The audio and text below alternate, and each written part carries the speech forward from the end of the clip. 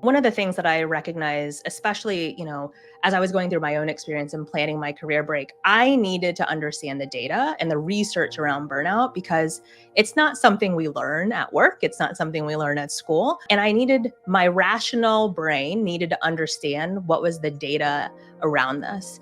And so what I found was all of these studies that were related to the types of personalities that are most prone to burnout. And when you really start to drill down on what that looks like, right?